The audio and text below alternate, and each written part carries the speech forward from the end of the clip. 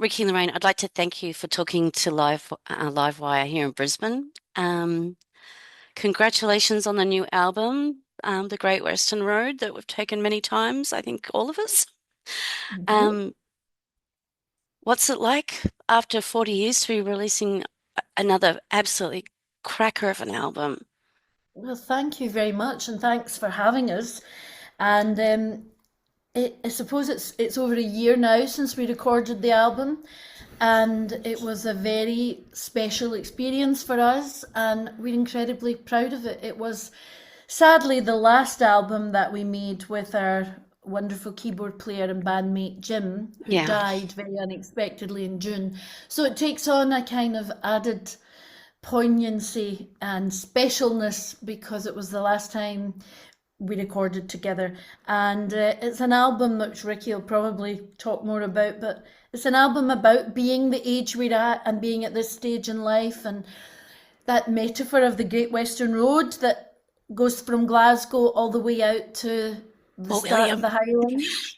In Fort William, yeah, all the way, and the most beautiful journey. And I suppose that's the metaphor for where we are in life, and that, the sun is setting somewhere on that road and none of us know where, but in the meantime we're just enjoying the beauty of it. The last time I took that road, it was full of Aldi drivers. And as I took my kids on that journey, I took them up right the way up to the Highlands as far as I could get. It was winter, but Oh, was yeah. it? It's still beautiful in Oh, winter. no, it was stunning. It was Yeah. absolutely stunning. Just before the pandemic, because I rushed home Oh, for the reasons. And I yeah. just wanted to say how sorry I am for the band about Jim's passing. No, thank you. Thank you. Sad times. The album is full of beautiful imagery about the light and the dark, the road taken the way.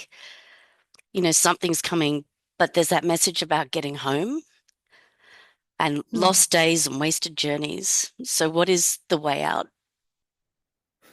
What's the way out? What's the way Yeah, out? yeah. I think there's more. And the way. Yeah, it's probably more questions than answers really Yeah. in that one. But as Lorraine said, it was just you know, with every record going back to whenever we started making records, it's always been my intention to try and write about where we're at. You know, what stage of life you're at, and I think with this one, that was the way. I mean, it was a very strange experience because we were writing about something that hadn't happened really, but was inevitably going to happen. I mean, I think loss is just a big part of being the age that we're at. We're losing friends. We're actually going off to, a funeral of a friend that's passed. This coming weekend, an old bandmate of a band I used to play in. So these things are always, you know, that's just part of where our life journey's at, I suppose, and it seemed appropriate to kind of bring these stories, bring that to the record. There's a lot of joy there. I mean, late 88 is beautiful because it's got that energy. I mean, I was hopping in and out of Scotland like every year, and 85 was a huge year because, you had Run Rig playing and the Boys of Flower. And I remember Passionate Friends, remember them? Cocktail Twins and Ah, Texas and everyone going off. Hue yeah, and Yeah. Cry yeah, were Hmm. everywhere. yeah, And then yeah. Hmm. in 88, you guys were just like dominating the airwaves all the way through Scotland and the UK, if not around the world, because even here, like Deacon Blue was Hmm. huge. Um, but then that year is also tinged with a lot of sadness. I mean, the first thing that hit me when I got home was I was driving over to Melrose with my mum, and that plane had fallen out of the sky. Yeah. At Yeah. Lockerbie, there was a lot of Yeah. joy, but also great sorrow for the country. It was an amazing time that I think you captured it beautifully in late 88. Well, thank you. I mean, we were actually recording most of our second, Real Gone Kid, which is really a lot what a lot of that song was about that time. Had been recorded earlier in '88, but we were finishing the record actually in late When the '88, world knows your name. which that album, which that song came from, And we were actually in a recording studio down south when the Lockerbie Yeah. events happened. So yeah, it was. I mean, it was, but I mean, really, that was the song. Late '88 was really just about the fact that anytime that we did something around that time, we just got so frustrated about, oh, we'll move on to the next thing, we'll move on to the next thing, and we never really properly celebrated the fact that it was good fun. You know, just being on top of the pops for the first time and just hearing your record on the radio, you just got used to it all. So all of that, you know, it was really a celebration of just, Yeah.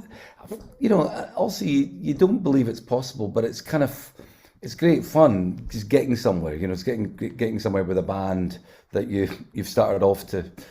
That your intention is to sort of get on the radio and to for people to hear your music. And when it happens, Yeah, and it's then great. you're going to countries that you never dreamed you'd go to. What year did we first go to Australia? 89? Next year, 89. yeah. And Yeah. the next year, and it was just a fantastically exciting time for a bunch of people not doing very much in Glasgow, and suddenly life changed in that year very dramatically. And in Great Western Road, for all it's about where we are now, it's not about being gloomy or about being sad. It's just about being realistic and celebrating the fact that we are still here, and we're all, well, most of us are still here, and we're hanging on, and we are making great music, and we are doing some of the best gigs of our life. And that was kind of doubly poignant because we did a big stadium tour in the autumn, but earlier this year we did a small theatre tour to launch the new album. And honestly, we came off stage after the Shepherd's Bush Empire gig, and it was Jim's last ever gig with us. Of course, we didn't know, but we all thought it was probably one of the best gigs we'd ever done in our lives. And our fans who were there that night were saying the same thing. And I think we've still got that energy and that love of it to just go out and do it. So we're celebrating it. Yeah, and you need to. I mean, bands Yeah. at your age, like been what, 30 or 40 years in, they're hitting their Mm-hmm. purple patch, you know, We hope so. because all that other stuff that was important back in 88, like getting Mm-hmm. on the radio and being Mm-hmm. ubiquitous and being everywhere, that's not Mm-hmm. important anymore. No, you're right. That's What's right. important Yeah, now is the songs and yeah, So passing them on. true. yeah. I mean, when you get on the radio, it's still exciting and it's brilliant. But going out and playing live gigs has become incredibly important to us. And I think we've got, I mean, I think we were always a great live band, but I think we've got better over the years, I have to say. I was interested when I was reading the Scottish Banner and they put up the thing about Dignity becoming like Scotland's greatest song. What was that like? Well, it was very nice. I mean, it's nice that people it's nice that people feel attached to the song. I mean, I'm never quite sure about these things. I mean, you could always pick, you know, you could pick anything, then and it might become more important. But you know, dignity for us anyway has crept into people's lives, and that's been a lovely thing. So you know, we'll get messages of saying how important it is. I mean, people always say to me, you know, my dad or my cousin or some of my brothers, it really was his song. You know, it really was, you know, and that's a lovely thing because I just think that's the business of when you write a song and it just goes out there. It's really up to people then to take it and make it, you know, bring it into their lives Yeah. and make it their own. So the fact that it's just become part of people's stories and people value it is just a great honour. Yeah, I think it's brilliant. I mean, I think my aunt would say Real Gone Kids was I think the thing um for her and for us, I think it was just that first blush. I mean, I think I first saw you play live in 1985, 86. She took me up to see you in Glasgow. So it's it seems like a long time ago, and then it doesn't seem like that at all. It was such an Not at amazing all. time.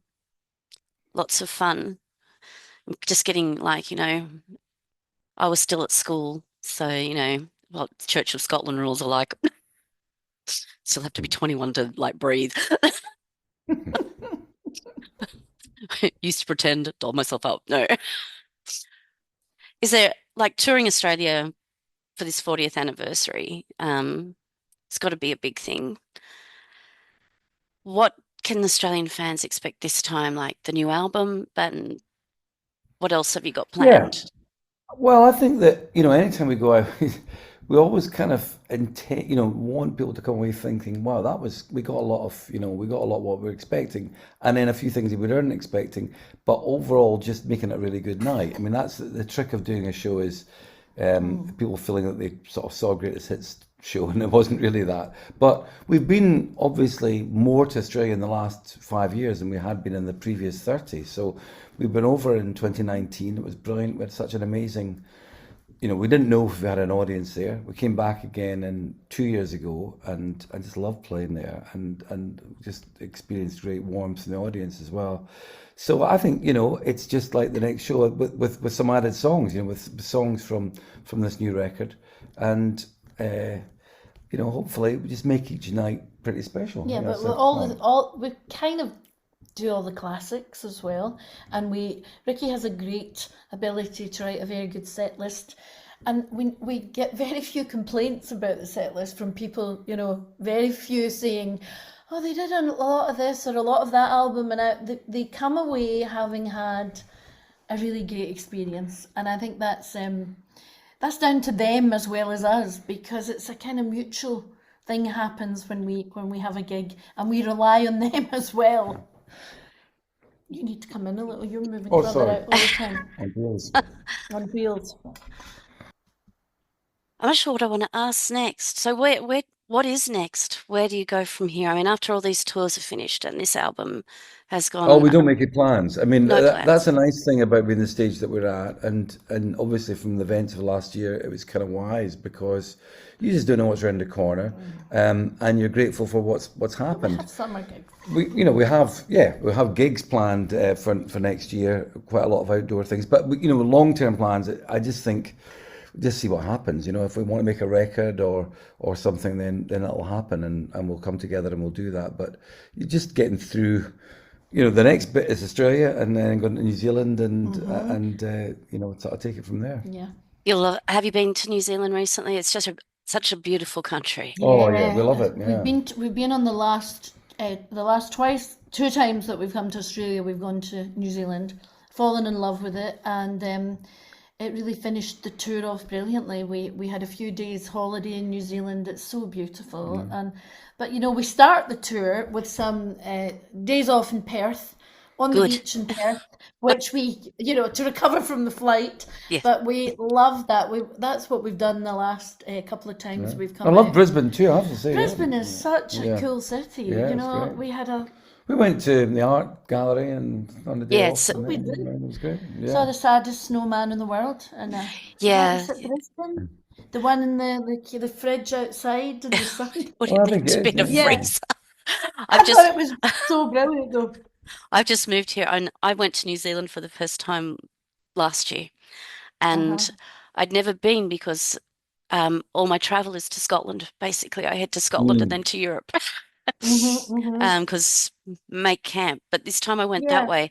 I had no reason to go there, but I went to Queenstown, and oh my God, I thought I was on the Highland Way.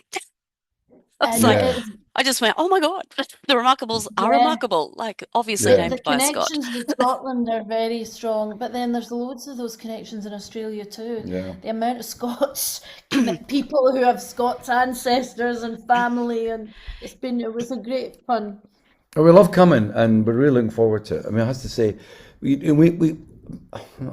6 years ago, I don't think we would have, or 7 years ago, before we came that in 2019, we just almost didn't think we'd get back. We didn't know if there was an audience there, as I said, I and it's just didn't been great. know either. I mean, I'm a Scot and I'm here, and I saw the Perth's already sold out. Melbourne is sold out. I mean, I know where the big Scottish communities are. Mhm. I don't know much about Brisbane or where the Scots are here, Mm. but I know where my local Burns Club is in my hometown of Kiama. I know where they are in Canberra. Um, but yeah, I was surprised. So many. Well, we want Australians with no Scottish connections, as well as all the Yeah, Scots to exactly, come. exactly. But Yeah, no, we're grateful for Just whoever comes. grateful. Yeah, yeah. Come and see us.